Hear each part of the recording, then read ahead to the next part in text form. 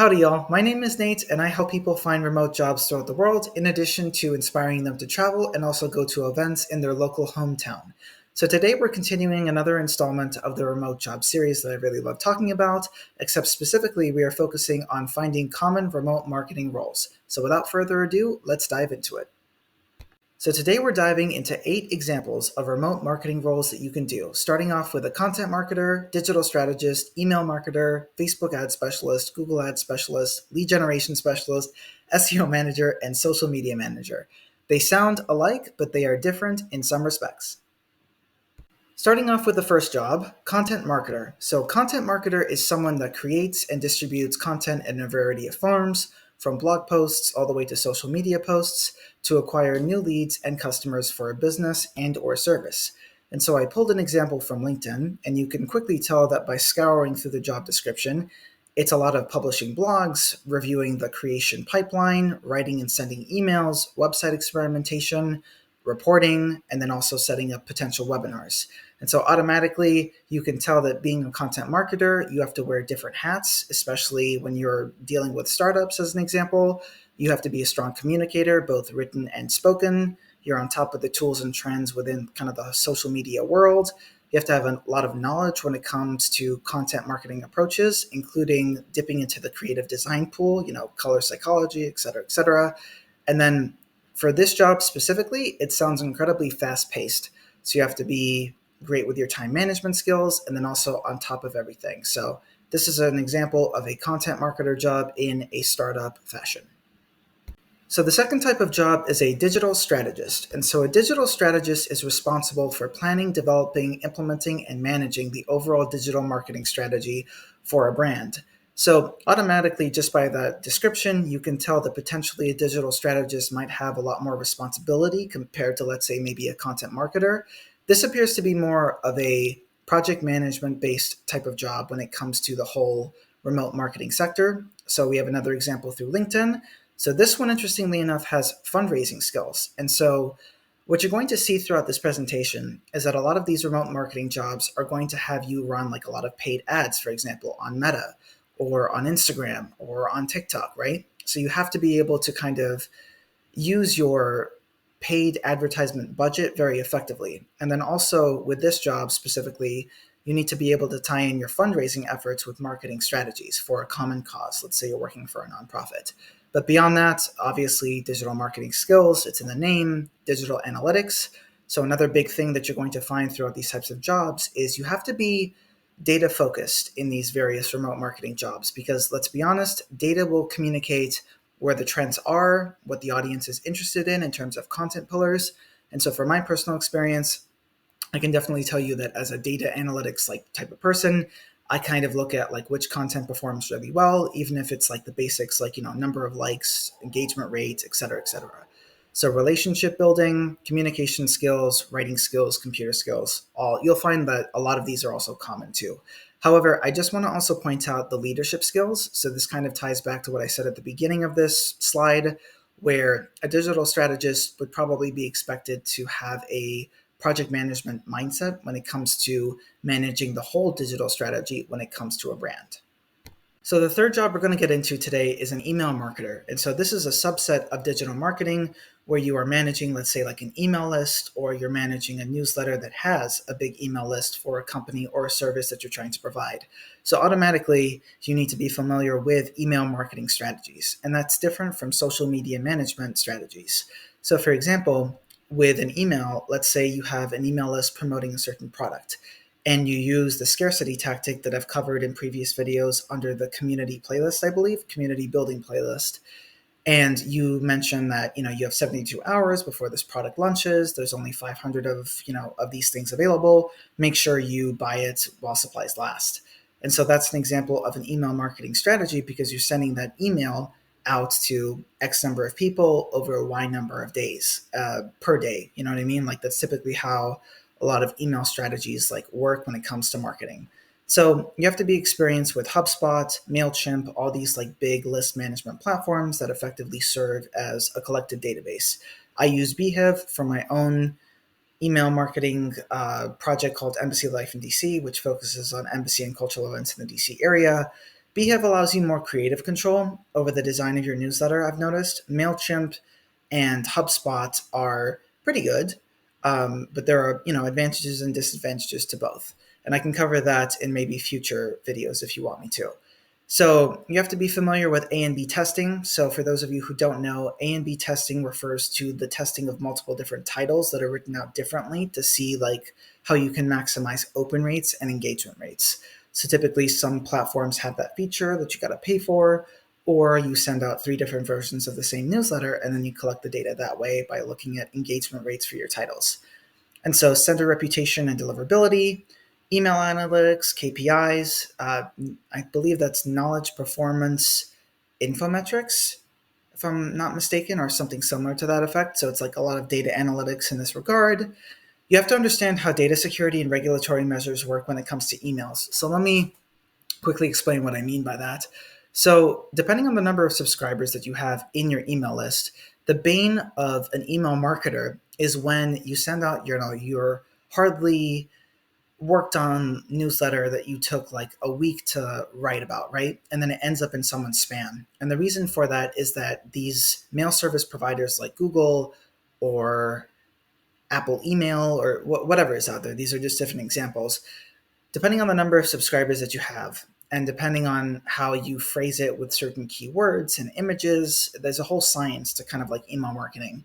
Sometimes it'll end up in someone's spam, and that's like the bane of someone's existence. Like there was an article quite recently in February of 2024 where if you had more than like, let's say you had a massive newsletter and you were sending it out to 50,000 people plus, you had to make certain tweaks to the file pathway that your email marketing was going to be sent out on. I believe that refers to like the custom domains of your website. I'm not really too familiar with that because like my newsletter is like very small in comparison, but it is something to consider. You have to kind of know your way around like the information technology aspect like of this email marketing game. And so obviously project management software and then written communication skills are going to be vital to an email marketer. This is kind of self-explanatory. The fourth is Facebook ad specialist. So if you've been living under a rock and you don't know what Facebook ads are, just search it up because like typically with any like social media is rented space. Do you know what I mean? Like you are renting out, let's say your Instagram accounts, your Facebook accounts, and the way that you're doing that is you create a free account, right? But then you spend time on the platform, you watch ads that pays the company, so you're effectively renting out your space. So in this context, it's essentially doing paid advertisements on Facebook. And so this was huge. Like I want to say like 5 to maybe 10 years ago even. Facebook's been around for a while, and I know a lot of the older generation like still use it. So with Facebook ads specifically, you have to know how to effectively create an effective ad. So a lot of human psychology goes into this, a lot of marketing strategy goes into this. There's this cool aspect of Facebook where you can look into like a library of like paid ad templates that you can like kind of like browse through, get inspiration from. Truth be told, I'm not really too big on Facebook. I have it just because like, for my personal use, but then also for the Embassy Life in DC project that I mentioned on the third slide. It's effective. Like it depends on like what your aim is. Like I find that for my project, I don't know, it's like not really worth for me to run Facebook ads because my demographic is like more of a college crowd and it's just not worth it to spend the money on it. Plus, I don't really have a big budget anyway. So, with Facebook ads, again, A and B testing is going to be your friend. Paid search campaigns to see like already like what's out there, which is pretty cool. Competitor analysis. So, what you're going to find is that if you're a Facebook ad specialist, you can see which companies are running their own Facebook ads. And so part of your job is going to be looking through these ads to see like what works and what doesn't, and then replicating that. And then finally, again, data analytics, which is a common skill to have across all of these jobs. So I won't spend too much time on this because, again, this is kind of self-explanatory. So similar to the fourth job that we just covered with Facebook Ad Specialist, this is just for Google Ads. And so Google Ads is interesting because I've never really messed around with this before, just full disclosure, but it's a job that I've seen like from time to time. And sometimes I'll get these emails from like Microsoft or, just these big companies. And then it'll say like, oh, this is a Google ad. if you want to run your own Google ad, here's $500 in free credit, which is very interesting because you don't really see that with Instagram like on that same scale or any other social media platform. So, not really going to spend too much time on this. Again, Google Ads, very self explanatory. Be familiar with Google Ads strategy and the platform, data analytics, a good track record, written communication, speaking, all that good stuff. And of course, the most important out of everything, must have reliable internet. So, the sixth job that we're going to talk about is a lead generation specialist. So, for any new business that's out there, there is always kind of a lead generation person behind it that are responsible for attracting new leads that represent new customers for an emerging business or an already accomplished one. So, with a lead generation experience job, you have to be obviously very familiar with lead generation and then also generating these high quality leads. So, if you've ever taken a sales class before, you'll know that there are many different ways, especially in this digital modern age, to generate leads. We're talking about newsletter marketing, we're talking social media management, we're even talking about going out into the street and passing out flyers. Take your pick. Basically, like this lead generation specialist can combine a lot of different aspects of other jobs that we've covered, like running ads on Facebook, doing social media posts, running a newsletter. There's many different ways you can do this. So, one thing that kind of stands out here is the first is client servicing skills, because as a lead generation specialist, this is a customer success associate type of role. So, you're interacting with a lot of stakeholders, and then also a knowledge of CRM software. And that stands for customer relations management software or something of the sort. I don't memorize acronyms, so don't crucify me on the cross. And so you also have to be familiar with Excel, PowerPoint, Outlook, Word, basically the whole Microsoft Office suite, because you want to be able to organize all of your lead generation, leads, for lack of a better word, in a database. And so that's what this is. Okay, so SEO manager. This is the seventh one, and oh my God, this is the most. I don't even know which is the most common marketing job that's like out there in the world today. But if I had a nickel for every time I saw SEO manager, I'm pretty sure I'd be a billionaire by now. So for those of you who don't know what an SEO manager is, basically it's SEO managing is the art of getting websites ranked to the top positions of Google. So if you search up any YouTube video about like SEO ranking, SEO optimization, like all that type of stuff. Essentially, it's just like writing stuff in such a way and classifying stuff in such a way that you are the first ranked search whenever someone types in like plumbing businesses near me, right? You want to be the first one because obviously, or be at least on the first page, because let's be honest, people have a very short attention span. So there's those that already clicked off this video. But for those of you who have stayed, you're not going to obviously go through like 10 different Google search pages for remote marketing jobs. You're going to go for the first result. And so this is what an SEO manager is being all about. So automatically, data analytics is going to scream at you to be great in this field, because when it comes to SEO managing, you want to be number one in any Google search that you get. So analytical skills, experience with e-commerce platforms, written and verbal communication skills. This one is more specific to luxury retail, but forget that. This is just a generic example to show you like what it is. So one thing to note for this is, again, you have to be good with analytics, because obviously for any company that you work for, if they don't find themselves in the first page or at least like the first search results for anything, then you're going to get fired pretty quick. So just know your stuff when you're trying to become an SEO manager. And then finally, the last one we're going to talk about today is social media manager. Okay, so this is kind of a fun one because like I'm not exactly sure what's the most common like remote marketing job. Like I said before, it's maybe a tie between SEO manager and social media manager. I'm honestly not sure.